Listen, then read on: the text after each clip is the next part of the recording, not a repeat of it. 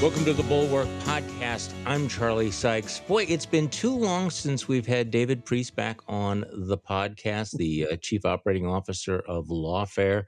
So it is good to have you back, David. I would say it's good to be back, but we have a trend, not all of them, but a lot of these episodes, I'm back on when there's just some really crappy news, and I just feel bad about coming on. And The news is always crappy. you have a good point. We don't often do episodes here on unicorns prancing through meadows and rainbows of Skittles and rivers of chocolate. And we need to do that once. Just have one episode, maybe April Fool's Day, where it's about how wonderful the world is and how everyone's getting along. I'm working on that. So hey, listen. Since we last spoke, though, I actually don't know whether the last you're a new dad. You have a baby. Speaking of rainbow Skittles, That is correct, and almost all of that lifestyle change. almost all of that experience is an absolute joy. And yes, she's happy and healthy, and that makes everything easier. Of course, sleep patterns change, so I'm adjusting to the new normal, in which during COVID, I got to the point where I couldn't remember days of the week, months of the year that I was in. Now I don't remember hours of the day either. Everything just blends together. Well, that's probably a benefit. I mean, this is the way that the mind adapts, right? Mm-hmm. This is the way the mind copes. It warps time, or maybe it's a protective thing. Maybe it's evolutionary.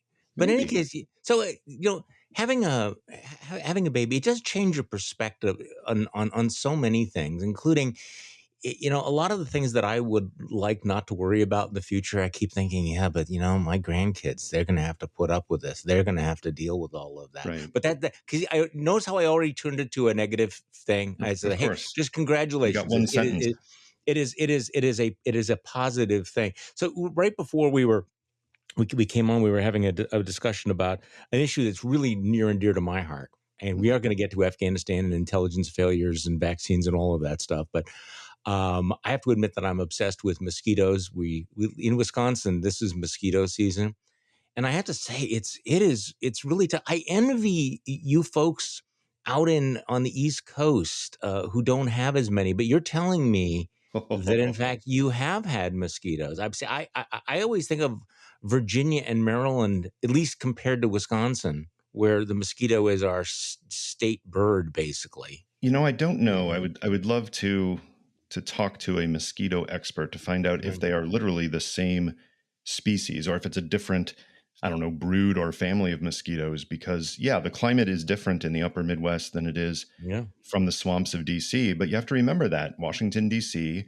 was partially swampland, and it's not unusual that there would be a lot of mosquitoes in this area. Plus, there's plenty more people here for them to feed on. So it was just a few years ago that discovered that we had mosquitoes all over the place. So we actually tried one of those mosquito squad type places, and they were here this morning. I had a mosquito squad guy like 10 minutes before we started this podcast blasting stuff right outside my window. So I'm totally into the mosquito squad. I'm curious thing. to see if you notice a difference, because we certainly did. The mosquitoes, as I recall, for the rest of that treatment period, we didn't have any mosquitoes, but we still found it difficult to be outside in the middle of the summer because the gnat population in this area has just exploded in the last several years. Maybe it's climate change related. Maybe it's something to do with the development and the urban sprawl across the area, but we don't know what it is.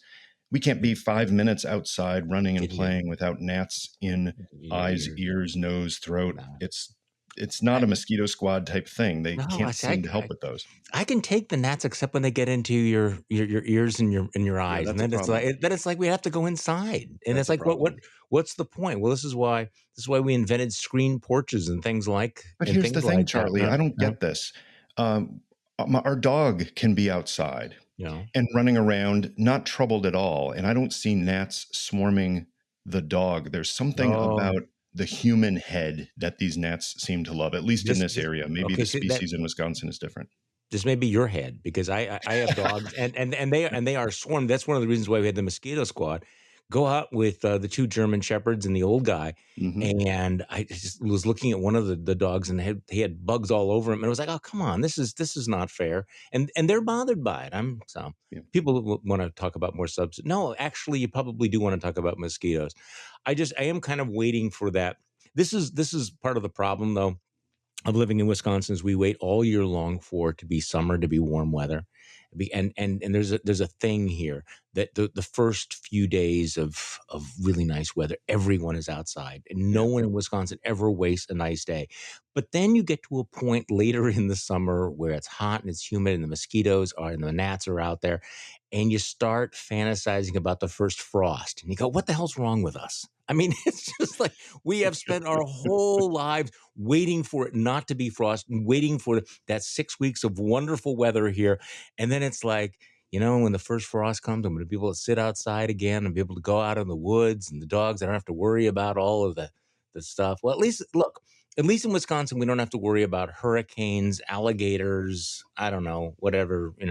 Mostly because I will say I remember growing up, and I don't remember which year it was, but I was in Illinois and we had a hurricane that had come right up the Gulf, Hurricane. probably through Louisiana, Arkansas area, and it steamed full speed. I don't think it was still hurricane strength when it hit Illinois, but it was.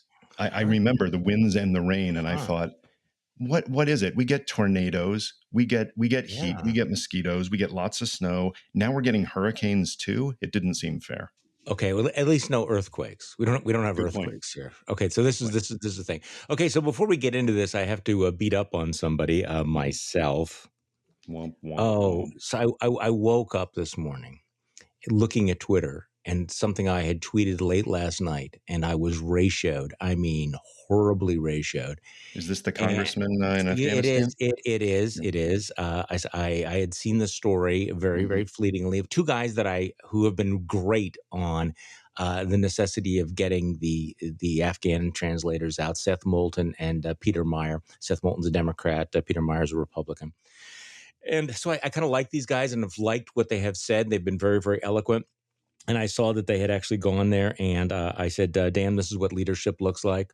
And I saw the reaction overnight, and I'm looking at it and reading the story this morning. Two members of Congress this is the Washington Post. Two members of Congress made an unauthorized whirlwind trip to Kabul early Tuesday, leaving less than 24 hours later on a flight used for evacuating U.S. citizens, allies, and vulnerable Afghans. The visits by Moulton and Meyer, which was not approved as part of the normal process for congressional fact finding trips, served as a distraction for military and civilian staffers attempting to carry out frenzied rescue efforts, according to two people familiar with the trip who spoke on the condition of anonymity, blah, blah, blah, blah. It is not clear how the lawmakers first entered Afghanistan. It goes on. Okay, so I looked at that and I thought, so I had tweeted out, this is what leadership looks like. And this morning I'm reading the people who are just beating the shit out of me and thinking, you know what? They're right. So I tweeted out this morning, damn, what a terrible take. This is part of the problem. You have lots of takes. You hope that your batting average is above, 300. But that was, it was one of those, like, it was a knee jerk reaction based on the fact that these are two guys that I've listened to, I've liked. So hey, an Yeah. attaboy, and it was terrible. It Well, was, I got to it was, tell you, so Charlie, I'm sorry. It was, this is mea culpa, my awful take. there's two ways I can give you comfort on this one. First of all, it is by far not your worst take. You have had many worse takes, many of them involving Green Bay Packers and other things. Number No. two, there is a case to be made. I'm a big fan of looking at arguments on both sides, not of issues that are, morally right or wrong, and all the right is on one side and all the wrong is on the other side. But obviously, there were reasons they did this that do not appear, at least solely, to be ego, because they didn't go there, grandstand, make a big deal out of it. They didn't publicize it while they were there. So let's look at their reasons why they say they went. They went because they're not getting information they think they need from the administration. They wanted to go there in a way that would not put a burden on the people on the ground. So they arranged their own airfare, paid for it to, I believe, the Emirates, and then took a military transport over. They ensured that they would not be taking a seat from anyone coming back because only crew seats would take. Um, and there is a legitimate role for congressional oversight on one of the biggest national security issues facing this year, possibly this entire administration. So you put all that together, that does not say that it was a wise choice. I think they should not have gone given the circumstances, especially given that there is a process for congressional delegations and they did not follow it. Bad on them. But I can also understand why they felt they could go, especially given their past experience, that they might be able to get some insights that they just weren't getting from the usual channels in the administration. Well, and this is part of the problem is the gap between what the administration says and then some of the reports. Now, I'm not saying that all of the comments by the administration are untrue, but there does seem to be a gap. So one of the in my newsletter today, I talk about the numerator denominator problem that Biden Mm-hmm. has. And very, very simply, I mean, there's two sets of numbers out there. The numerator would be the number of people who are getting out. The denominator is the number of people we need to get out. Right. So the White House is obviously focusing on the first number, and they're pointing out in the last 24 hours they evacuated 19,000 people, which is a big number. Mm-hmm. That brings the total of evacuations to 82,300 in just 11 days since the end of July. It's about 88,000. These are huge numbers. So, the White House says this is the most successful airlift in history if you just focus on the numerator. But the question is, okay, but do we know how many Americans are still there? Do we know how many Afghan translators are still there? How many Mm-hmm. people are we going to be left behind? So this is one of the things that's sort of head scratching, that you could simultaneously have one of the most successful Dunkirk-like airlifts, and it's still being immensely disappointing to many of the veterans groups. And gauge your take on this, because there's a Yeah. lot of back and forth. The White House saying we're not getting enough credit for this. You people in the media are being too negative about it. Veterans groups are saying, no, no, no, wait, we have tens of thousands of people who are going to be left behind to be butchered. Right. No more happy talk. So, Yeah, frankly, the administration did one thing well in its early communications on this, and maybe only one thing, which was, and I believe this came out of the Pentagon, not out of the White House, which is setting the expectation for daily uh, person counts coming out of Afghanistan at 5 to 9,000 a day. yeah, So when we hear that there's 10,000 a day or 17,000 a day or 21,000 a day, we think, wow, yeah, this is quite a logistical effort. And let's not fool ourselves. This is quite a logistical effort. They're moving enough flights and enough people out that matches an actual functioning airport in a civilized country with infrastructure. And they're not really facing that at Hamid Karzai International Airport. So it is a logistical effort. It is not the greatest airlift in history. The Berlin airlift was just orders of magnitude more impressive and sustained for over a longer period of time. Of course, it did not involve bringing out people who were going to be presumably tortured and killed. So there is a difference. But let's not miss the fact that it is an impressive effort at this point. The yeah, numbers issue, we got to dig into those numbers more, and we just don't have the granularity we need on a couple of key questions. US citizens, of course, are getting the most attention because we are, talking about the government of the United States of America taking care of US citizens. The breakdown of how many of those 82,000 some are US citizens or families of US citizens versus how many are Afghans, that becomes a really interesting question, because let's say that all US citizens who want to get out are evacuated. That's great. Some of those 82,000 that have been evacuated are clearly Afghans. hmm Well, according to some resettlement and refugee experts, they estimate that there's between 300 and 500,000 Afghans who are in imminent danger of being targeted by the Taliban for associating with the United States and the coalition during the past several years. Well, if you're talking about finding a way to help at least a significant portion of that body, people who we owe something to, you're talking about a healthy chunk of the Afghan population. yeah, Afghanistan, I think between 35 and 40 million. You're talking more than 1% of the population, possibly as much as 2% of the population needing to get out of there urgently, even at the rates we're seeing. And even if the president extends the deadline, which we can talk about why there's a deadline and the wisdom of it, but even if that happens, I don't see a way the airlift is going to be getting out 300,000, 400,000 people in the next couple of weeks. But I Well, could be wrong. I've not worked a major logistical effort like this. well, it may not be the next couple of weeks since the president seems to be sticking with the August 31st Right. deadline, which is less than 1 week from now. And Hmm. I'm not sure how that actually works. If we're supposed to be gone on the 31st, whether that means you have to wind down the flights before that. So Yeah. give me your take on this. There was a lot of pressure on the president from our allies and from veterans groups and from even Democrats in Congress saying, don't stick to that deadline. What you need to do is make it clear that we are going to stay there until we get all of our people out. And then of course we heard from the Taliban yesterday, no, that this is firm. It's a red line, whatever that means. Yeah. Biden seems to be sticking with the August 31st, although he's given himself a little wiggle room. I Yes. mean, Yeah. He's left that asterisk on it, but yeah, yeah. I suspect we won't find out for sure, and maybe if ever, but we won't find out for sure exactly why Biden did what he did until after he leaves office and writes a memoir or the stories come out. Because here's the thing.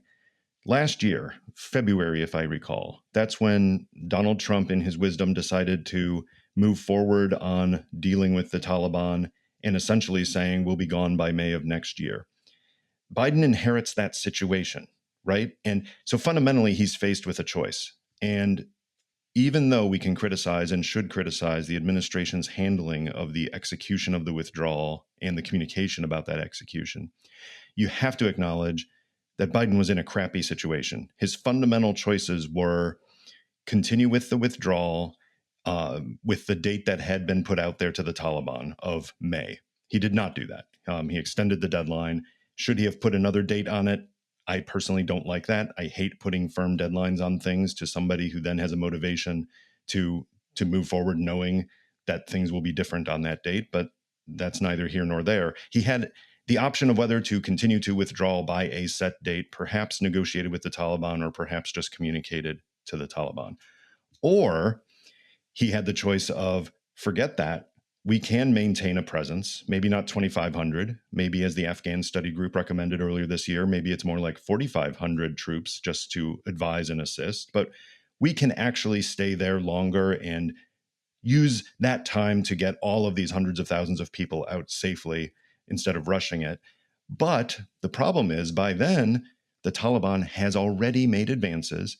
And because of the deal with the Trump administration last year, now they're pissed off because they were promised by the US government that the US would be gone, and they might start taking much more aggressive action with the additional resources they've gained. And suddenly you might not be able to do it with 4,500 US troops on the ground. You might have to do something that Joe Biden has been opposed to since he was vice president in the Obama administration, which is putting a whole bunch of US troops in there in active combat roles and repeating some of the past situations that he's disagreed with. Now, we can argue about all of the nuances of that, but there was that fundamental choice that he probably faced. Do I stick to a deadline and try to get people out as quickly as possible? Or do I run the high risk of having to essentially put a whole bunch of combat troops right back into the thick of it? That choice sucks. It doesn't mean he made the best choice, and it certainly doesn't mean he executed his choice well. But there was a bad situation going in that I feel for any commander in chief who has to make that Well, choice at that point. I want to come back to that, including the intelligence failures, because I know you're working on a piece about the intelligence failures. But to the point that you just made, there's a lot of revisionist history going on, particularly among the Trumpist right, about Donald Trump's role in all of this, and Liz Cheney had some pretty, as usual, was pretty forceful in reminding people about the deal that Donald Trump and Mike Pompeo cut with the Taliban and what they handed off to the next president. So let me just play a little bit of that, and we'll talk about it on the other side. This is Liz Cheney. Congressman, I'm sure you're aware that President Trump in a number of interviews has said that this would not have happened if he were in charge. What do you think? Well, look, he set this in motion. He began the process of negotiating with the Taliban. He said many times the Taliban was going to kill terrorists on our behalf. He praised the Taliban. He apparently wanted to invite them to Camp David. So he fundamentally misunderstood the situation on the ground and did real damage to our partners, the Afghan government, by excluding them from those negotiations.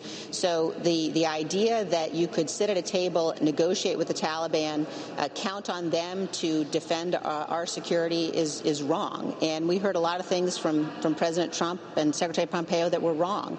But again, President Biden is the commander-in-chief right now, and he's the one who made the decision to withdraw now and to do it the way he's done it. And he bears certainly the brunt of the responsibility for what's unfolding on the ground. So again, she lays out, Well the said. situation that you just described, Yeah. and this whole notion. I mean, have you noticed people like Rich Lowry from National Review are saying, if Donald Trump was still president, he'd be handling this so much more effectively. He'd be rattling his sabers and he'd be scaring the Taliban.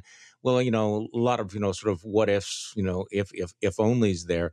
But it is interesting how they're not only engaging in sort of this fantasy world, but also retconning what Mhm. in fact they were okay with when Donald Trump was president.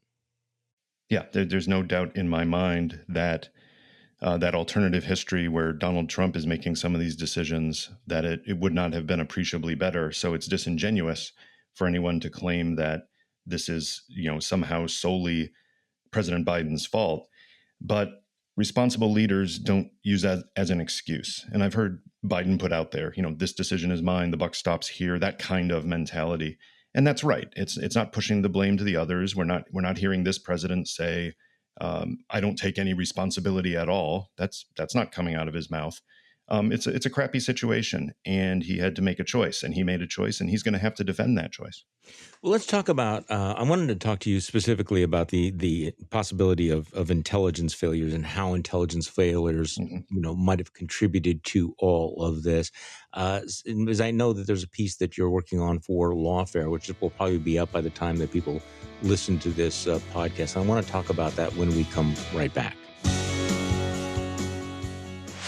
Hey, Charlie Sykes here. Just a quick reminder, if you sign up for Bulwark Plus, you will have access to our morning newsletters, to JVL's Triad, as well as our whole suite of podcasts. This one will remain free, but if you want to listen to the Secret Podcast or participate in our live streams or others like the Next Level Podcast, please consider joining Bulwark Plus. Okay, we are back with David Priess from Lawfare. So let's talk about the what appears to be, at least on the surface, a massive intelligence failure. Everybody from the president on down saying we had no idea that the Afghan government would collapse this quickly, that we would not have a decent interval. So let's talk about this. Because as you point out, that there's an old adage in foreign policy circles that you hear from people like in the White House or the State Department or the Pentagon, that there are no policy failures, only intelligence failures. And you think Yeah. that's kind of a garbage take. Yeah, that's a landfill-sized garbage take. That's the kind of thing that we, back when I was working in the intelligence community, we would roll our eyes and say that, which is anytime a foreign policy decision went bad, sure enough, you could set your clock by the fact that somebody within the hour would be in the press calling it an intelligence failure. And let's be fair, there can be intelligence failures, and often there have been, when intelligence both is a crucial factor in a decision that goes bad, and that intelligence is inaccurate or not objective or untimely or just poorly disseminated and communicated. Those intelligence failures do happen. But I found it amazing that, at the moment that Kabul was collapsing and refugees and evacuees were racing to the airport, suddenly you had everyone from members of Congress to Richard Engel of NBC News putting out their claims that this was a huge intelligence failure. And the first question in my mind was, how the hell would you know? You don't know what was in the president's daily brief today or last week or last month. You don't know the evolution of other intelligence briefings and other finished intelligence products that have been provided to the president, the national security advisor, the secretaries of state and defense. It's hard to judge whether something is an intel failure or not. So yeah, I found myself scratching my head saying, we need to understand what an intel failure is and what it isn't. So I've been working on something that I hope to get up on Lawfare soon, which basically describes it. And fundamentally, it's this. You can have an intelligence failure of collection when intelligence officers fail to get obtainable information that would inform a particular decision. This could be bad information from a source, or this could be simply a failure to collect it. But even if good information is collected, you can have intelligence failures from analysis. You could have analysts that put the pieces together wrong and they present clearly inaccurate judgments. Or they could be biased in their judgments and they could be inaccurate because of that. They could have the right judgment, but they could not present it in a timely fashion. It does no good to give a correct judgment of a situation to a policymaker after the policy has been made and executed. Or they can simply fail to communicate the message effectively. It could be on time, it could be accurate, but it is an intelligence failure if the intelligence briefer undermines the judgment or dismisses it with a roll of their eyes even as they're delivering it. So there are many ways intelligence failures can come about. But the problem is we don't know enough information to know if this was purely an intelligence failure. We don't know what intelligence community assessments to the administration said back to the start of this year about the Afghan government, about the Taliban, about the credibility of any Taliban assurances to the US about Kabul in particular. We don't know how they were communicated to policymakers. We don't know if they were highlighted. We need to know all of that to know whether we can truly call this an intelligence failure. Let's be honest, Charlie. You can have policy failures even with good intelligence. You can have the best intelligence of the world and still make a bad choice. I don't know if that's the case here, but we need to be open both to the possibility that time will show us intelligence failures happened, which I think is just as likely as not, and open to the possibility that the intelligence was pretty good, even if it didn't give a point prediction of when the Taliban would seize the capital. But the intelligence was pretty good, and it just didn't matter to Biden, who had higher priorities. Yeah, so that's the distinction between an intelligence failure and a policy failure. I mean, how do the policies break bad? Because as you point out, in some of these policy failures, the errors. It can't be blamed on errors on the intelligence side, right? Right. Because bad policy has a completely different path, Yeah, leaving absolutely. aside any of this data that's being presented, and you make choices. So was Donald Trump's policy dictated by intelligence or by just his decision that he wanted to get out? Same thing with Joe Biden. Joe Biden's been saying, I want to get out for decades now, or more than a decade. So again, what's Yeah. you've watched this happen. How do policies get it so? Yeah. I How mean, do policymakers get it so wrong, we even without the intelligence failure? sure we can break it down in terms of the policy process. You can look at the policy formulation, you can look at the decision, you can look at the implementation, and then you can look at the communication of it. But just looking at the formulation and decision process itself, the first part of that, you can have the best intelligence in the world, but the ultimate decision maker, in this case, the president, has a variety of other inputs in the policy process. Decisions are not made by intelligence assessments. Decisions are made by, in the president's case, the democratically elected commander in chief, who also has to consider things like foreign allies' concerns or reputational costs in the long term or resource constraints or even domestic political calculations. So there can be a legitimate way that a policy is made that doesn't look like it makes sense based on the intelligence, but those things are more important. It could be a case of just bad judgment. It could be a case of here's the intelligence, and it seems to suggest this is going to happen if you do X, but the policymaker is so stubborn about doing X that they say, I don't care what the intelligence says. That's not an intelligence failure. That's a policy failure. Yeah. There's also, of course, politicization, where the classic textbook case is the intelligence officer delivers a clear judgment about something bad that's going to happen, and the policymaker says, well, I don't think you're telling the truth, and I think you're wrong on this, because they don't want to believe it, because it's inconvenient for the policy they've already decided on. We don't know if that's the case here. In my experience, that is extremely rare. It's usually not that blatant. But if it's that case where the policymaker is explicitly saying, I disagree with the intelligence because I don't want to believe it, that's not an intelligence failure. That is also a policy failure. Well, one of the most interesting hinge cases that intelligence officers debate when they think about these things is how far does the burden of the intelligence officer go for convincing the policymaker Yeah. that an intelligence judgment is correct. And Henry Kissinger reportedly argued, after acknowledging that he had received a clear warning from the intelligence community, he said, essentially, he said, yeah, you warned me, but you didn't convince me. And I think that's a step too far. I think policymakers have the tough job of making those choices. But if it's dependent upon some, GS-11 intelligence officer to try to convince Dr. Henry Kissinger that they're right when the logic and argumentation and the evidence of an intelligence judgment should be doing that to an intelligent person by itself, that's a shifting of the blame that becomes Yeah. unethical when taken to the extreme. So we have the intelligence, the possible intelligence failure. We really don't know at this point. We have the policy choice, which, Mm-hmm. again, people can debate, and they're going to continue to debate for as long as we are around. And then, of course, we have this question of implementation. And Yeah. one of the frustrating things about debating all of this is that sometimes the criticism of the way that it has been implemented and the communication strategy then becomes conflated with, well, then you must support, Mm-hmm. you must oppose the policy decision. Or if you think that it was implemented badly, that means that you wanted to do X, Y, and Z. And usually the phrase forever war gets dropped in there.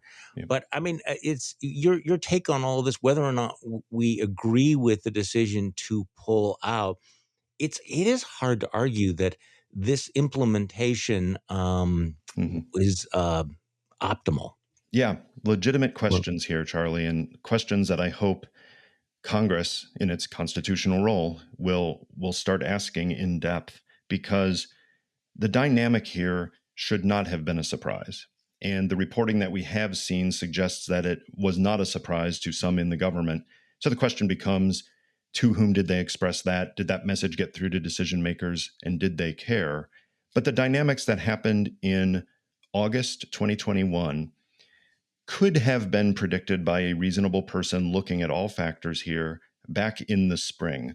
So the process of moving up flights, the process of getting more and more people out of the airport while we still had an embassy to process people on the way to the airport, why was that process not begun months ago? That is a particularly relevant question that has to do with implementation. It's less about intelligence in that case. It's just more about the implementation of a decided upon policy. But that's the kind of thing that I expect congressional investigators will be looking at, because it's reasonable that the administration could have foreseen something like this situation happening, even if not at the speed that it happened. So why were they not taking some of these steps earlier if they knew there was going to be a withdrawal by September 11th or even earlier? so one of the things I've been thinking about is the way in which this debate will illustrate the power of dueling narratives. And the way I've been thinking about it, and please bear with me on all of this, is trying to think, which movie will be made about all of this? Will it be a Fargo-like movie? No, I'm sorry. What was the name of the movie about the with rescue of the hostages from Oh, Iran? Was that that's Argo, the Tony Argo? Mendez story. I Yeah. know, obviously not Fargo. Not Argo. Fargo. Yeah, no, not Fargo. That's a completely different. That's where the guy is fed into the wood chipper. Totally different story. So, is it going to be a story of the incredible heroism of this Dunkirk, like Exodus? Will it be the story of the C-17 that had 800 people on it, where the crew said, "Let's go. We're going to do this." Or is it going to be the story of the betrayal and of defeat? Are we going to focus on which stories are we going to tell? Because they're both true, But what we always, that is the burden of history: is which narrative becomes the dominant narrative? Will it be the narrative of this incredible airlift that was successful and probably has stories that you and I don't know, that we don't know about?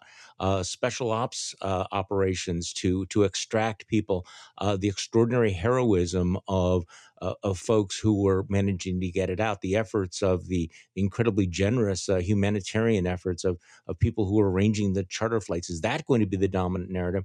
Or will it be the narrative of the atrocities of the people left behind? Because you can imagine two completely different movies made about this, and the question is which one settles in the minds of policymakers and the American voters. Yeah. Well, we have a couple of parallels, and neither of them is a perfect parallel, even though one in particular is being tossed around quite liberally right now. The parallels are 1975 Saigon, and then the situation in Iran that Jimmy Carter faced. So, first, the Saigon one. We know what the searing image in the popular imagination is, and that's the helicopter.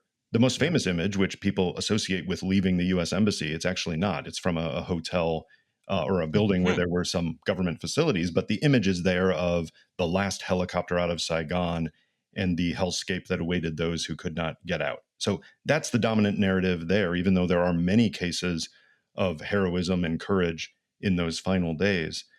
In the Iran case, it's a little more murky, even though I think that parallel applies more. Not necessarily the fall of the Shah, the revolution, even the seizing of the hostages, but to me, it's the Desert One tragedy, the rescue attempt that went wrong, because that's the thing that really turned the tide against Jimmy Carter. The country had rallied around the president to some extent with the hostage taking. But at that point, it went down, and that really sealed in the narrative of the incompetent Jimmy Carter who was holed up in the White House and was unable to do anything. And all of this might of the United States can't even do a special operations mission right without causing the deaths of U.S. servicemen.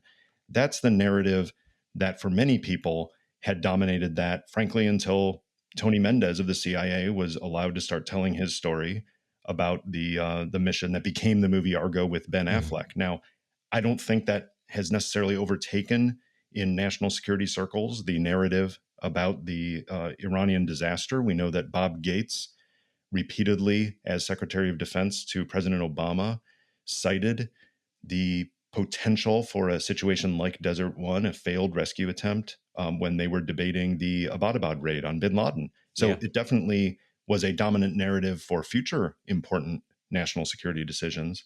But it is fascinating to see if a movie like Argo, generally a good movie, despite some real liberties with the truth being taken at the end, whether a movie like that about some heroism among the Afghan evacuees and the people on the ground working covertly to get them out, will that be more dominant than a story about just one of those flights and all of the personnel on that flight, from the evacuees to the pilots, and what it took to get them out?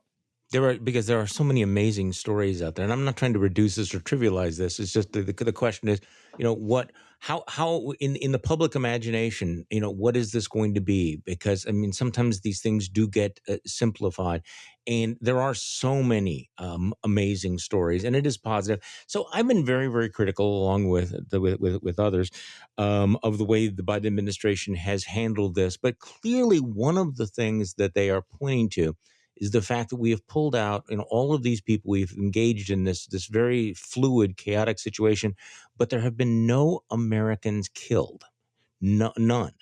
And that they think obviously that's something they are focused on. Obviously, that's one of the reasons why they are continuing to cooperate with the Taliban, perhaps why they are reluctant to cross the red line of the Taliban to have this massive operation with no American casualties. And I have to say, that's not a trivial point, and that does seem to be a valid concern. The fear, of course, would be that you mentioned Desert One. From the Biden administration point of view, and they may be thinking that things have been bad. I mean, there's been a lot of things that have gone wrong, but if there was a large scale loss of life, if there was shooting, if a plane went down or something like that, that would be far more catastrophic even than the catastrophes we've seen so far. And I can't say they're wrong about that. Right. And Joe Biden, I think I've seen reporting that looks reliable that that is a factor, if not the dominant factor for Joe Biden. He wants to minimize and, if possible, eliminate any casualties. He wants no deaths, no injuries of Americans as this process wraps up. And that is not ethically wrong. It is Yeah. not wrong as commander in chief. You want the commander in chief like George H.W. Bush, who sending troops in to liberate Kuwait when Saddam Hussein had invaded, even as he made the decision, knowing it was the best decision based on all of the factors involved, sat there in misery over the thought of U.S. men and women being killed and injured in the effort. You want the commander in chief to have that on their mind and on their conscience. That's why you elect people of character to that office. If that is the only consideration, that can warp a policy, because the U.S. military, people who serve, know that they are doing so with the possibility of injury or death in service of the national security and at the command of the commander in chief. That goes along with the job. And it is not supposed to be a career with no risk of that. It's inherent in the enterprise. So a commander in chief who does elevate that above all else, who says the national interest shall be defined by not having a member of the U.S. military killed or injured, that actually eclipses Yeah. greater goals for the 330 million plus people in the United States. We don't know the details yet, but that's going to be one of the really interesting things to figure out is, did Biden have that as the primary factor or as one of many factors? And how did he balance those when making these decisions? So in the time we have left, let me just switch gears for a moment and get your sense about the politics and the reality of the fight against COVID. Particularly now that the FDA has approved the Pfizer vaccine, looks like they're on track to approve all of the others. There's been a couple of polls out, David, that you perhaps have seen that raise the possibility that there is kind of that the ground is shifting here. There's a Quinnipiac poll out of Florida which would indicate that large majorities are rejecting just about everything that Ron DeSantis is saying about masking and about social distancing. These are big numbers of people who apparently understand that this is a pandemic of the unvaccinated, that wearing a mask is a matter of public health, that it is not an infringement of individual freedom. And I do get the sense that there is more and more sort of, anger, the rage of the responsible. And that even as Republican governors are doubling down on playing the, anti-masking, not anti-vaccine mandate card, that the public is going in the opposite direction. What do you see happening here? More and more companies are coming online, saying that their employees have to be vaccinated. I don't know that you change the hearts and minds of the crazies out there, but we might change the behavior of enough people to change the trajectory of this. Is that too optimistic? The real inflection point seems to be, well, first of all, the first inflection point was the emergency use authorization of the vaccines in the first place, because you did see, and we lose sight of this, but you did see people almost fighting to get the vaccine. When can I get it? How can I get it as soon as possible? That was me. Yeah. All of us, I think most reasonable people wanted to get that vaccine as soon as humanly possible. And sure, there were people who had the liberty of debating, well, do I feel more comfortable with Pfizer or Moderna or well, guess what? Most people said, I'll take whatever I can get first. Right. So let's not lose sight of that. That was the majority of the U.S. public. The second inflection point seems to be, and we'll see if the data bears this out, the full approval, which now gives companies, the U.S. military, many school districts, it gives them the backing to say, okay, if you don't get a vaccine, you're going to have either daily testing and all of this other stuff, or you're not going to have a job.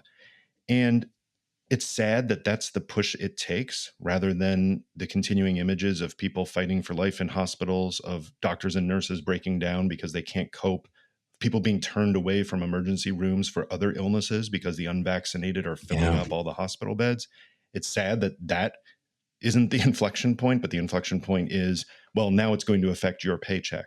But I think that does matter. People need incentives in some cases, and that's a disincentive and may work. What is interesting to me politically, and I want to watch how this plays out, is you may be right. Polling may suggest that people like DeSantis, um, people listen to him, and then they say, well, you know what? We kind of do want our kids to live, and we don't want the kids to bring the virus back to the immunocompromised. So yeah, I actually think him banning masks or preventing school districts from requiring masks is wrong. So yeah, we'll put the masks on the kids. They can handle it. They're stronger than we are in most ways. But I don't think it affects their vote in the next election. And that's a sad truth. And I really hope I'm wrong on this. But I think they can believe that, you know what, I disagree with him on some of the mask and vaccine stuff. But when it comes to pulling that lever in the box or pushing that button in the box to vote or checking it, I think they're still going to go for that R because of the tribalism involved. And it's not going to affect the political calculation. I think this is one of the lessons we've learned over the last few years, that these specific things don't necessarily move that there's just a tremendous gravitational force that's going to pull people back. And I think you're right about all of this. But once again, I think that I guess this is what's encouraging to me, is that you can become very depressed watching all the the stupid and the crazy and the people who show up at school board meetings saying that the CDC has secret plans to put us all in concentration camps or stuff like that, or that if you take the vaccine that spoons will stick to you, and you can begin to think that we're living in idiocracy. But then you see some of these numbers that suggests that, okay, that's not real life. That does not speak for all Americans, that there is still a residual amount of common sense out there, which is, I have to say, somewhat refreshing. Yeah, we can find things. This is a good way to close from our opening. We can find the rays of light, even when there are a lot of dark clouds out there. And it's so easy to focus on, the stories of the person yelling at the school board meeting that this is like a Nazi concentration camp because I'm being, asked to wear a mask. And that gets the outrage factor going. Sure. But the vast majority of people aren't doing that. Most Americans are vaccinated. Most Americans see the need to take simple measures to protect themselves and their fellow citizens as caring human beings. That's where most people are. And I just don't want to lose sight of that because of the outrage of the small minority. I agree. David, thank you so much for coming back on the podcast. I appreciate it. Good to be back. Thanks. And thank you all for listening to today's Bulwark podcast. I'm Charlie Sykes. We will be back tomorrow, and we will do this all over again.